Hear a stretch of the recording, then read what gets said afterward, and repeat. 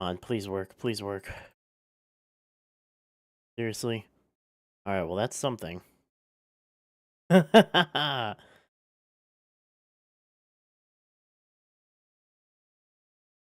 on. Yes! Alright, yes! Okay. Now... Alright, yes. Okay, I am good. Oh my god, that took forever. God damn it, I am an hour late. Oh my god. Okay, well that sucked. Ugh, god. Okay, sorry about the long wait, experiencing some Wi-Fi issues. Ugh, hope that doesn't happen again. Okay. It's game time! Hello everybody, I am Desiderio Ultra, the most out-of-this-world soccer fan you've ever seen, and this is Football News. The only football news show hosted by a VTuber. As far as I'm aware. You know, if you've heard of any others, let me know. I wouldn't want to be accused of, ripping someone else off. But anyway, as you could probably tell by the title, this is we're going to be talking about some news. What was it? The first one that the article's named, that the, that the stream is named after, Arsenal is hiking season ticket prices for the 5th year in a row.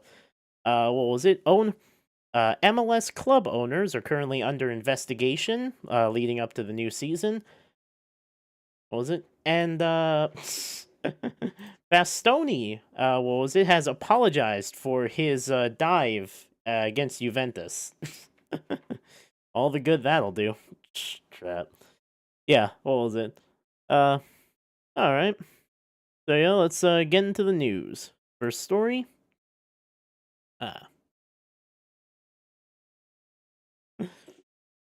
Alright. This first story comes from The Guardian, written by Paul McInes? I don't know. Arsenal announced rise in season ticket prices for 5th consecutive season. Holy crap, what was it? Man City won the Premier League 5 seasons in a row. Yet Arsenal is raising tickets 5 seasons in a row. Oh my god. Crazy. Arsenal supporters trust disappointed by increase. Club also confirms safe standing at clock end next year. Alright. So let's see.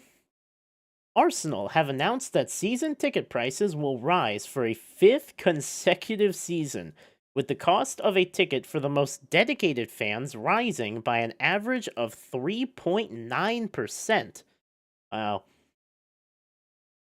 What was it? 3.9? That's such a weird number. Could you not have rounded it up to 4%? Like, I know that would have been worse in terms of the price hike. But it's like, I feel like an even number would have been better. Oh, crap. The Premier League leaders who face Wolves at Molineux on Wednesday say they have made the decision as part of a continued push towards financial stability. Oh, God. And confirmed that safe standing would be introduced to the clock end next season after consultation with supporters.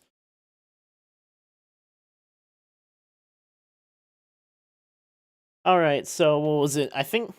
what was it? I haven't actually heard of this. I'm guessing this means they're putting in like a safer standing section for what was it, the Emirates? Alright, well at least that's nice. Guess it softens the blow of having to pay extra to watch a team that you've been an ardent supporter of your whole life. Yep, what was it? That certainly makes everything better. A 23-game season ticket for the Arsenal men's team in the upper tier of the Emirates Stadium will cost a minimum of £1,291 next season and a maximum of £2,196 in seats closest to the center circle. Oh, crap. Hmm. Oh, crap. I'm not sure how much this is in dollars, but yeah, I can assume it's a lot. Goddamn. So yeah, like I said, what was it? FIFA, not the only people hiking ticket prices. Everybody's hiking ticket prices. You know, we're talking about Arsenal now, but like, yeah, what was it? That's just kind of the trend in soccer, and it's like, I don't know. You know, what was it? You can either get used to it and keep buying tickets, or you could just like, not buy tickets. Yeah, I feel like doing that might incentivize them to, not do this. But we all know people are gonna keep buying tickets, people are gonna keep going to the games. It's whatever.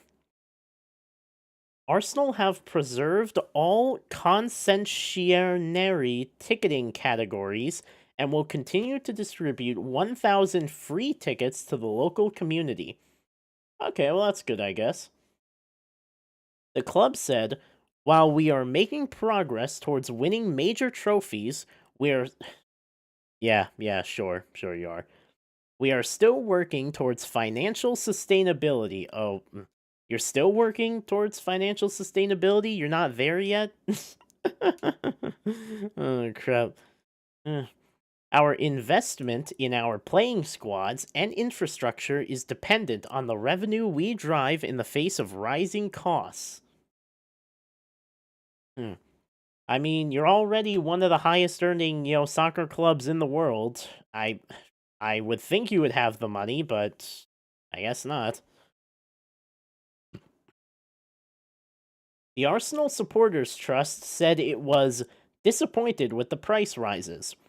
We firmly believe that with the football sector benefiting from ever increasing broadcast and commercial revenues, it is time to stop squeezing match going supporters so hard.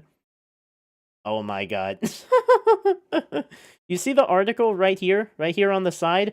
Premier League boosted by 25% rise in South American rights with 450 million pound ESPN deal. Oh my god. That is the perfect article to have next to this one. It's like oh crap. I didn't do that. I'm not sure how I could have done that. That was just sheer luck. It's like this really says everything you need to know about modern soccer. It really does. Both of these together. Crap. The trust observed that Arsenal reported a 10% increase in revenue last season. Yeah, 10%. That's nothing to scoff at. That's a pretty big jump. The club the club are close to, wait. The club are close? I think that's a spelling error. Yeah. The club are close to announcing Bukayo Saka's contract extension worth about $300,000 a week. The 24-year-old agreed a new deal until 2031 in January. Yeah, I think I read something about that. I think I did. It's like, with this like new deal, Saka's going to become like, I'm pretty sure one of the highest paid players in the Premier League. I think that's what it said. Oh crap. Yeah, what was it? Don't you get it? I mean, we need to hike ticket prices like this. If we don't, where are we going to get the money to pay Saka more? It's all going to him. Safe standing will be introduced first in the clock end, then in the North Bank lower from 2027-28. In total, 13,500 home and away supporters will eventually be able to stand while watching. Oh, crap. I love that they put both of these together to, like, I guess, soften the blow of the price hike a bit. It's like, yeah, what was it? Yeah, like, we're increasing the price of tickets, for the fifth consecutive season in a row, but hey, soon you'll be able to stand up safely. You know, that stadium, that stadium you paid thousands of dollars to be in is, gonna be a bit safer. Oh, crap. Mikel Arteta has said he is looking at Arsenal's warm-up routines big time, as he seeks an explanation for why his players keep pulling up before matches.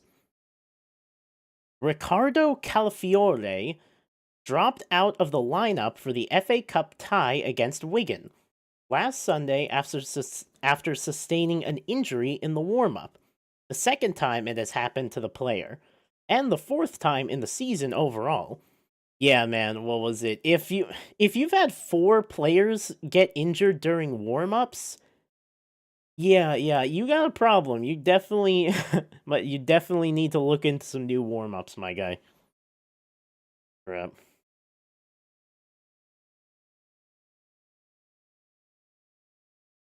Oh.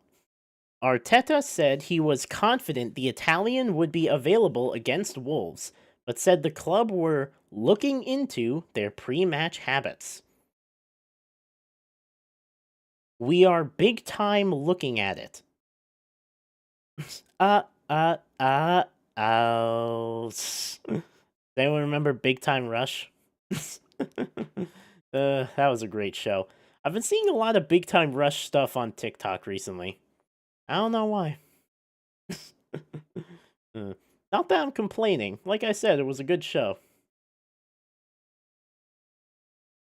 The incidents were very different. The first time was Willie Saliba rolling his ankle against Liverpool. Then we had 2 incidents with Ricky Calafiore. Wait, what? They call. Oh, okay. Yeah. In the warm up in a very similar way. Then one with Bukayo after he was rested in midweek. Didn't play against Karat Almaty. Then against Leeds, he has an incident. Uh, yeah, what was it? I don't know. I mean, with Saka specifically, it feels like, what was it? He's had some injury issues, recently, so this might not totally be due to that.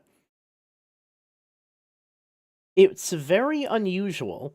I think it's only happened once or twice in the 6 previous years I've been here, but it's happened 4 times this year. We are looking into it, but it is what it is. We have to learn. Oh, you definitely do, Arteta. Arteta added that he had learned to dread the opening of his office door as the clock ticks down to kickoff, but said the spate of pre match injuries had also led him to question the value of the process. The warm up is so that the players are activated to be absolutely at their best physically and mentally, to be connected with their teammates. It's to tell the body the game is coming, the adrenaline is going to start to spike up, and the testosterone has to be in the right spot, and you're ready to compete. To change that sometimes is tricky. Yeah, what was it? It is always important to warm up, do your stretches, get your blood flowing before you do any kind of physical activity. Not just playing a sport, but that's also important for exercising too. Yeah, what was it? Yeah. You don't want to pull a you don't want to pull a hammy. Yep. It's a really good area to look at though. What would happen if we didn't do the warm up? Because because then at halftime we sit for almost 15 minutes and then we go full guns again in the second half. So maybe it's something to think about. All right. So yeah, what was it? Oh my god. So yeah, what was it? This is just I mean, Alright, crap. So yeah, what was it? This is just, I mean, hiking prices for a fifth consecutive season. I don't know. It's like I've said something about this before. I feel like a lot of problems with like modern soccer comes from like soccer clubs being treated more like businesses than like actual clubs like soccer teams. And it's because, they are businesses now. They are brands. They are companies now. And it's like, yeah, I feel like with Arsenal, it's like they can keep coming in second place. They can keep bottling shit for like years and keep raising their ticket prices. And it's just, crap. And it happens because fans allow it to happen. Fans continue to buy overpriced tickets for this for teams that never deliver. You could say the same for freaking Tottenham, except they're actually facing consequences for it. They're actually in a relegation battle right now. And you know what? Tottenham actually is kind of a good thing to show my point. Or is it because like even though they're awful, even though they suck, they're still one of the highest grossing soccer teams in the world, okay? These owners, these clubs aren't clubs to them. They're assets that are meant to appreciate. And the thing is, a soccer team does not need to win, does not need to be successful on the pitch in order to appreciate, in order for its value to go up. Okay, there's a lot of other things that go into that now. So, these owners, they don't care if the teams perform well. They just care that they're valued highly. And they don't actually have to win to do that anymore.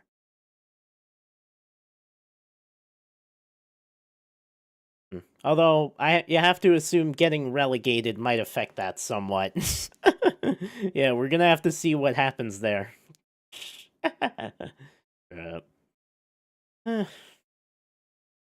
So yeah, that's pretty much all I had to say about this article. Next up, what was this? Speaking of shady owners, some owners here are getting investigated. All right, this story also comes to us from The Guardian, written by Pablo Iglesias Maurer. Investigation into top film. Oh, hey, Planet Man, good to see you. Yeah, what was it? I started stream a bit late. I started stream like super late today because I was having. Ah, shit, it's 1:13, man. So, yeah, sorry, man. I started stream like super late because I was having serious Wi-Fi issues. Yeah. It's like, goddamn, the stream just would not work. So yeah. So yeah, what was it? Yeah. I'm not sure. Not sure if you've heard, but what was it? Some top executives from the Philadelphia Union are apparently in an ongoing investigation. Yeah, I've heard a little bit about this, but I haven't really looked too much into it. I thought it'd be interesting to talk about. So yeah, what was it? This article comes to us from The Guardian. Yeah, yeah. It's written by Pablo Iglesias Maurer. Investigation into top Philadelphia Union executives still ongoing as new season looms. Yeah, what was it? Like I said, I've heard a little bit of.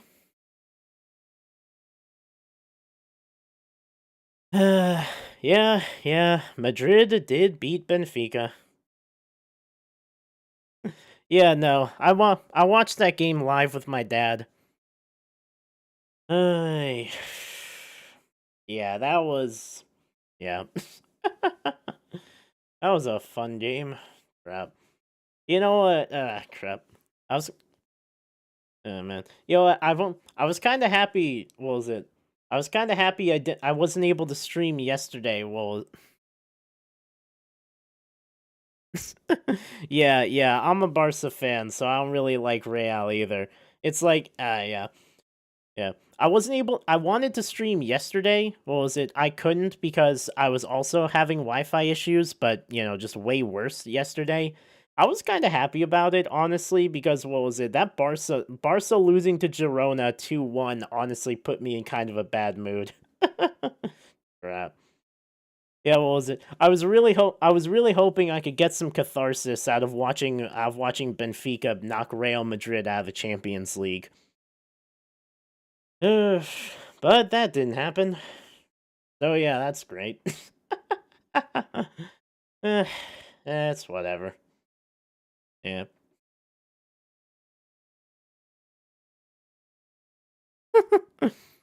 Yeah, what was it? The remontada shit. I remember that. Oh crap, that was hilarious. Yeah, yeah, what was it? You're down 3. Yeah, you're down 3-0 and the whole time you're just like, 90 minutes at the Bernabeu is a long time. And then you get and then you lose. Oh crap. 90 minutes at the Bernabeu didn't seem that long to me. Oh crap. Yeah. Hmm. Damn.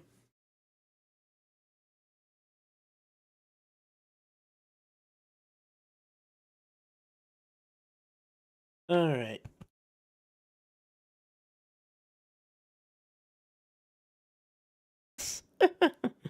Yeah, what was it? Yeah, what was it? Yeah, Martinelli scored. Yeah, that was fun.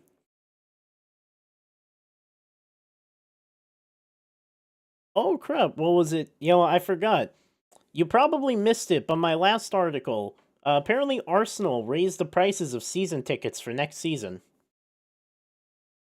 Yeah, what was it? The title of the stream, FIFA isn't the only one hiking ticket prices. That was about Arsenal. Apparently they're also raising ticket prices for next season.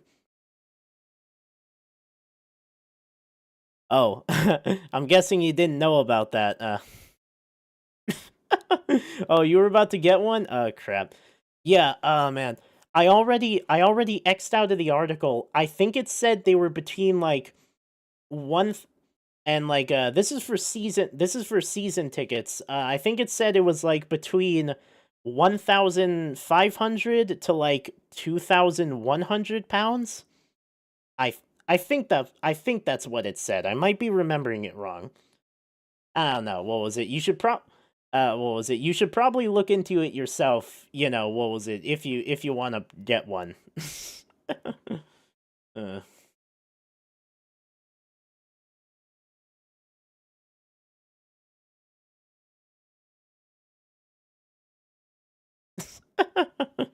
Damn.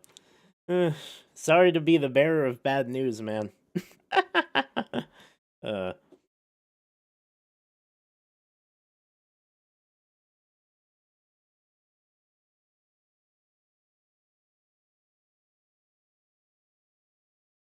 oh crap. All right. Alright. Guardian sources say MLS's inquiry into Ernst Tanner has been held up by concerns over non-disclosure agreements. Ooh, non-disclosure agreements. Those are always fun. Oh crap. Philadelphia Union sporting director Ernst Tanner. Wolves tomorrow. We have to beat them, or else we will bottle it for sure. What was it? I really wouldn't be too scared of wolves. Yeah, like I know crazy things can happen, but like I don't know. I feel like that's a pretty safe win.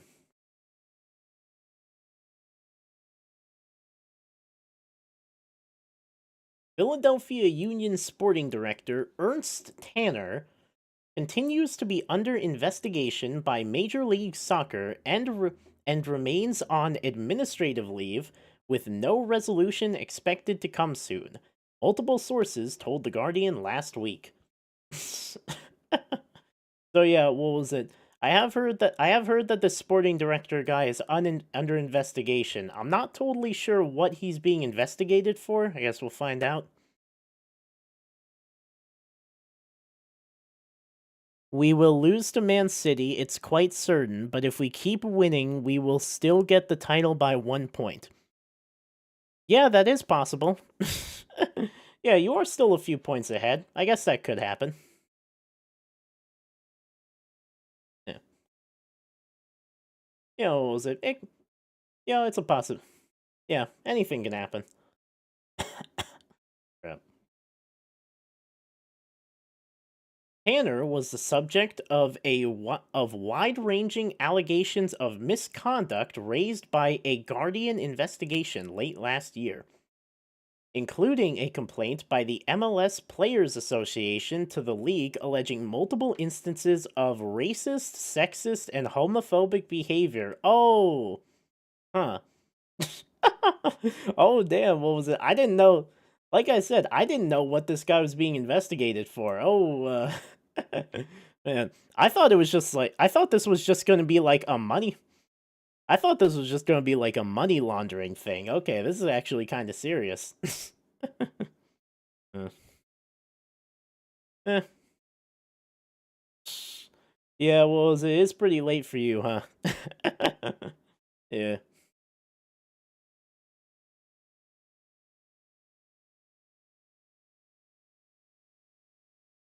After The Guardian published its story, the union placed Tanner on administrative leave.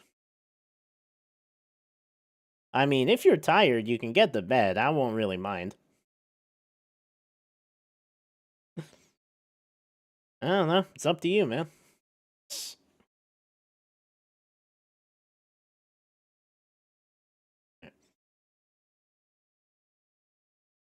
Oh, crap. Where was I? After The Guardian published its story, the union. Oh, alright. Uh, alright. Good night, man. Hope to see you next time. Bye. After The Guardian published its story, the union placed Tanner on administrative leave, and MLS reopened investigation into his behavior that had been closed early in 2025 due to lack of corroboration. Tanner has denied the allegations throughout, saying he will cooperate fully with the league as he works to clear my good name and reputation. Good night.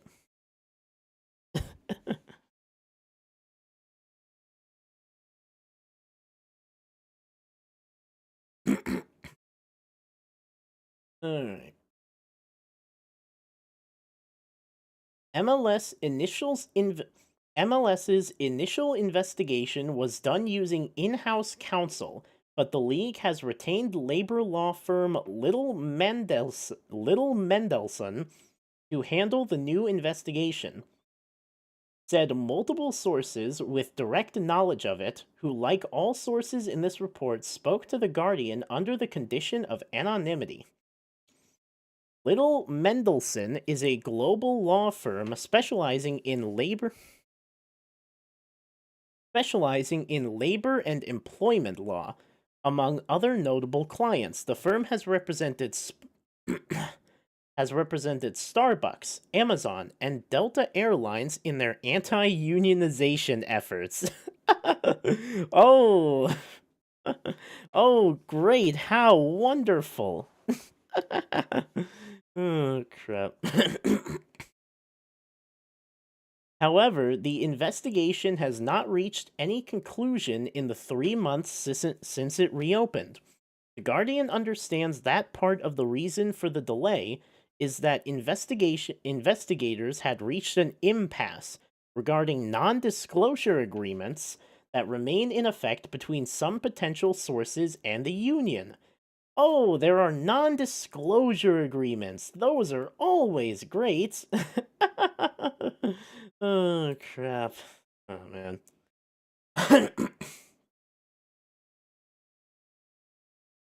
It is somewhat common for MLS clubs to have departing employees sign NDAs. Oh, it is? Oh, okay. Which generally prohibit them from speaking about their experiences at their previous employer. Multiple sources with knowledge of the ongoing investigation Some potential interviewees have not received adequate assurances from investigators that they won't be subject to legal action if they participate. Hmm. Yeah, what was it? That can happen. The Guardian understands that MLS had hoped a new investigation would work around any existing NDAs, with the league previously offering assurances to potential sources in its initial effort. I mean, yeah, what was it? I'm sure the MLS's assurances mean a lot when it's one of their clubs under investigation. Yeah. Two sources familiar with the ongoing investigation told the Guardian last week that multiple potential sources in the investigation do not feel that they've received adequate assurances that they be released from the conditions of those agreements. Any individual under an NDA with the Philadelphia Union has been granted or would be granted upon request a release to fully participate in the investigation. A union spokesperson wrote in a statement to The Guardian, MLS deferred comment to Littler Mendelson. We have engaged and continue to engage with individuals subject to non-disclosure agreements and are taking appropriate steps to facilitate their participation in this investigative process. Littler shareholder Chris Derowitz wrote in a statement to The Guardian, as this is an ongoing investigation, we are not at liberty to provide any additional details. Tanner was put on leave on November 19th and has since largely spent his time in his native Germany. Sources familiar with the union front office operations said last week. Oh, what was it? So he just left to another country. Oh, that's great. I mean, all right, I guess we could bring him back if if we actually end up trying him with anything, but like, what was it? The union's front office has been active in recent weeks, adding players from Colombia and Denmark while unloading others within and outside MLS. A league's A league source with direct knowledge of one of those transfers told The Guardian that Tanner was not involved in negotiations surrounding that player, with talks handled instead by union owner Jay Sugarman. Sugarman? Alongside assistant sporting director Matt Ratajak. Radajak? I don't know, man. Since arrival in MLS in 2018, Tanner has been widely considered among the league's most successful sporting directors. Oh, God. You know how when there's that meme of like when a YouTuber or like a content creator becomes well known and they're like, decide to commit some kind of crime or something? This is kind of like that. It's like, what was it? He hits it big, he becomes like one of the best sporting directors in MLS, and then decides, you know what? I'm gonna be racist and homophobic. Allegedly. Or he also could have been both of those things when he, took the job. So, never mind. Never mind, it's not the same at all. Having helped craft a series of perennially competitive union signs on a bare bones budget. Yeah, what was it? The Union is a pretty good team. Unlike other global leagues, MLS has a soft salary cap and complex system of roster rules and regulations designed to allow even the league's smallest teams to be competitive.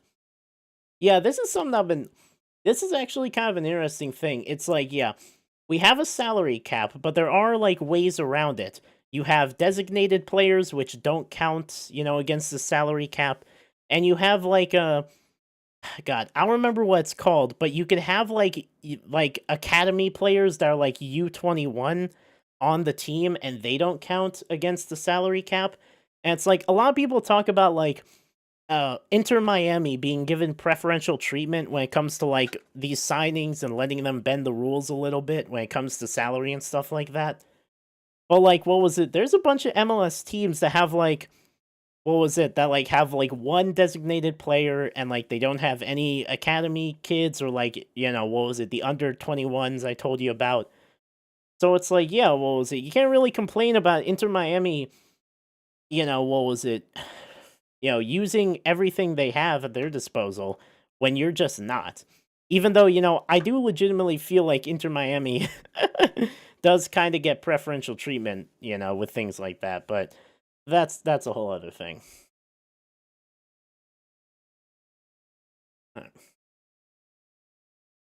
Tanner had proved a good match for Philadelphia, who have often been among the league's thriftiest teams.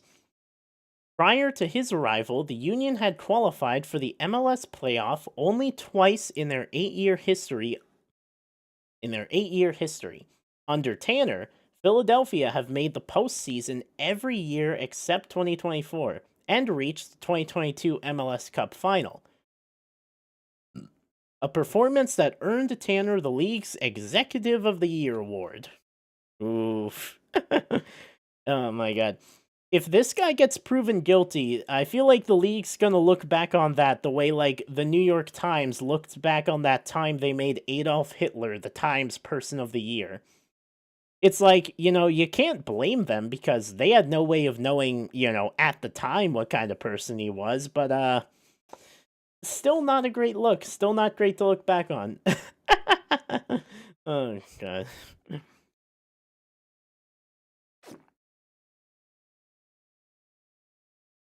Sporting directors at MLS clubs have varying degrees of power. At the Union, Tanner oversees nearly every facet of the club's sporting operations at a granular level. I mean, that feels like sporting directors at a lot of clubs nowadays. Working closely with the club's youth academy, that youth setup has produced multiple U.S. national team members and has frequently provided the Union with a valuable income stream via outgoing transfers, with Philadelphia raking in $43 million in player sales under Tanner's watch. Oh, crap. $43 million is impressive, is like impressive by MLS standards, but like that's like one player in Europe. That's like maybe one player or one or two players in Europe.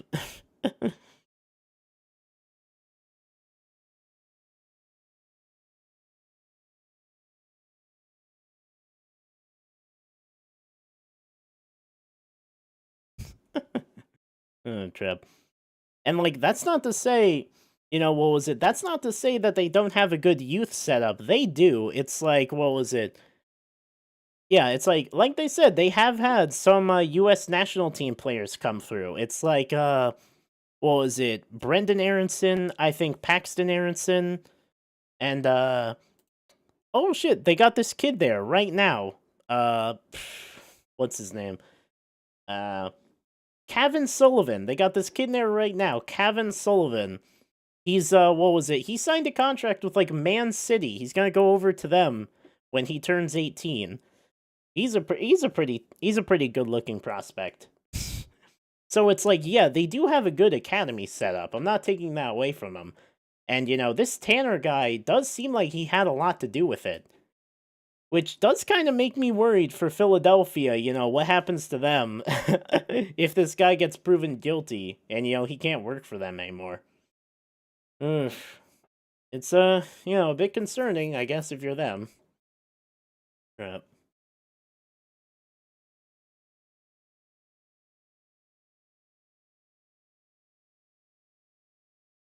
All right. What was it?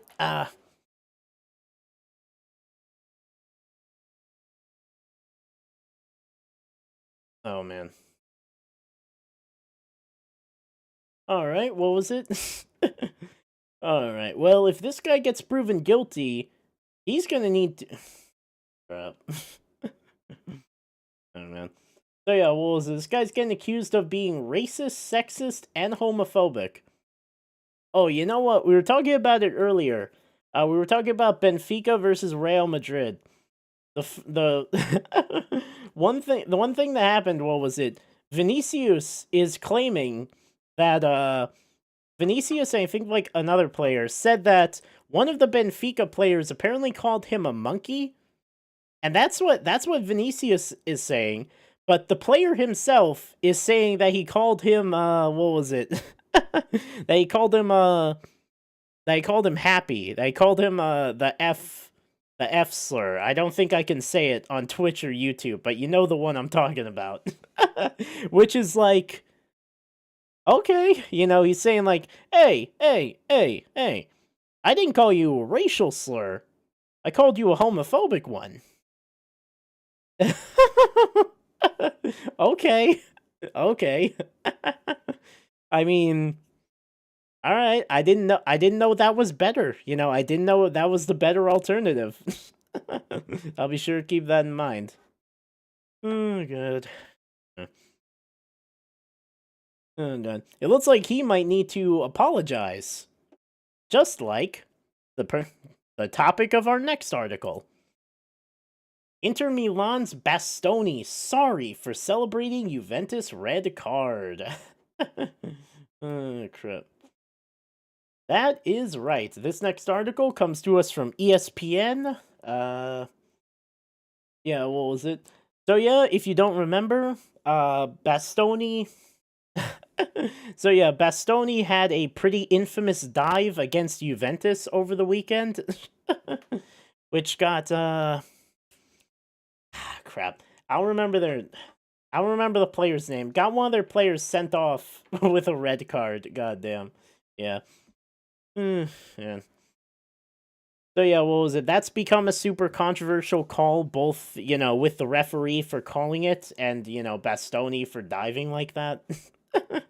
And now he has apparently apologized for it. That's interesting. Let's hear what he had to say. Inter Milan defender Alessandro Bastoni has addressed his role in the controversial sending off of Juventus defender Pierre Kalulus in Saturday's Derby d'Italia and apologized for celebrating the red card. Oh, crap. Oh, crap. This feels weird to me. This really does, because, like, he can't admit that he dived. Like, I'm 90% sure he dived a bit there. Like, or at least, like, exaggerated it a bit. But, like, everybody's pissed off at him, so he's like, I'm sorry for celebrating the red card, you know? Because that's what people are pissed off about. God damn. Mhm. Kalulu was sent off for a second yellow card in the first half after referee Federico La Pena adjudged that the France international had pulled back Bastoni. As Kalulu reacted with incredulity to the decision, Bastoni clenched his fists in celebration. That guy. Oh my god. He's making the let's fucking go face. You know the one from that meme? Oh crap. Inter went on to beat their rivals 3-2 with a stoppage time goal, and Juventus director of football strategy Giorgio Chiellini, sorry, and CEO Damian Camoli later launched a scathing attack on the referee's decision, labeling it unacceptable and embarrassing. You know what was it? This game was all over my feed because Weston McKennie got 2 assists during it. If you can't tell, I'm from the US, so yeah, what was it? I was seeing a lot about this game on my Twitter when I was on. Yeah, it's like, crap. Hmm. Bastoni addressed I think what was it? I think the backlash to this decision got so serious that I think like one guy, I don't remember who it was, but like some club owner or like some pundit said that Bastoni shouldn't be called up to the Italian national team over it. Crap. I don't know, maybe. Eh. I mean, listen, what was it? The Italian national team, they can't really afford to be picky, about the morals of their players. It's like they kind of need all the help they can get. They're not doing too hot right now. uh, Bastoni addressed the incident for the first time during a New Year's conference on Tuesday ahead of Inter's Champions League playoff first leg against Bodo Glimt. Bodo's Binted? Eh? Eh? Anyone get it? Oh, crap. Whatever. Bodo's Binted?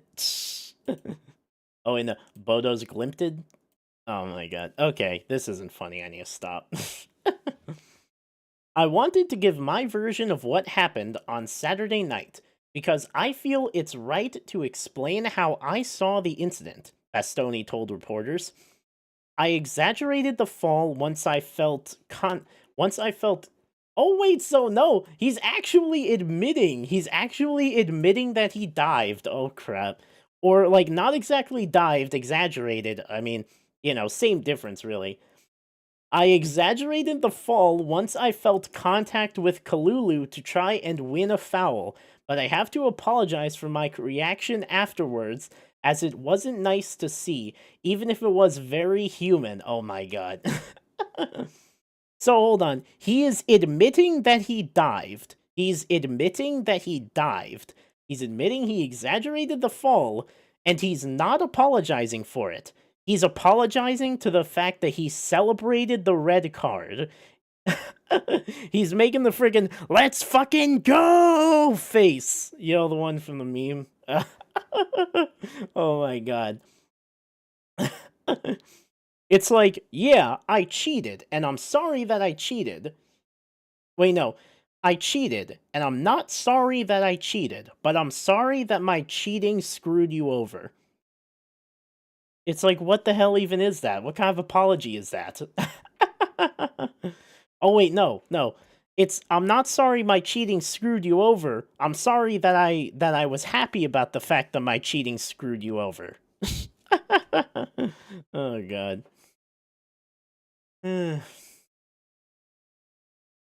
I was caught up in the heat and intensity of such an important match. I'm sorry it went that way. I think it's right to take responsibility, but my character and my career shouldn't be questioned. I mean, yeah, it's like, yeah, he dived, but like, it's soccer. People dive. It's like everyone knows they do it, and it's just part of the game. It's like you can be mad about it, but you can't really be that mad about it at the end of the day. Just kind of some people do. I've played more than 300 professional matches. I didn't expect so much noise around it. Well, I mean, this was a pretty big game, and that was kind of an awful dive. You're honestly lucky you got the decision you did. I've seen a lot of hypocrisy and heard people say things that just don't make sense. I thank those who commented fairly, saying I made a mistake without condemning my character. Yeah, it's like I said, everyone dives. Everyone knows that players dive. It's just a part of the game. The Italy international also revealed that he had received death threats following the controversy around Saturday's decision. On a personal level, it hasn't affected me too much. We're exposed to this kind of media scrutiny, so I'm used to it, and I'm capable of handling it, he said. I feel more sorry for my wife and my daughter, who doesn't yet understand. Receiving death threats is unacceptable. I feel for her, and also for referee La Pena, who found himself in the same situation. They should not be subjected to this kind of thing. Yeah, that is true. It's like, what was it? Yeah, well, it's not fair to like be mad at the kid because his dad, did that. And the referee, it's like, what was it? I do think it was a pretty bad dive, but like, I watched it from like multiple angles at home. He's kind of making, quick decisions on the field. It's based on what he saw.